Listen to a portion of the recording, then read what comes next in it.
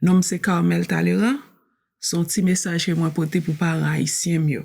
Nous tous connaissons qui ravage COVID-19 n'a fait. Moi-même qui parle là, sont victime de COVID-19.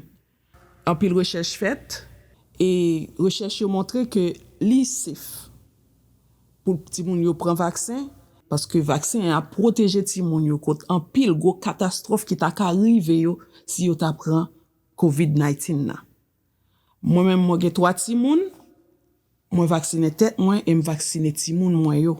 Et dans 3 ti moun nan moi gon ti moun 2 ans. Li prend vaccin, li pas montré aucun signe de maladie, li prend vaccin, li OK. Alors m'encourager parents haïtiens yo. Vacciner tête non. Vacciner ti moun yo. C'est protéger tête ou, c'est protéger ti moun ou et protéger environnement tout. Ça son message Haitian Health Institute pour aider ou kembe tout ti moun en bonne santé.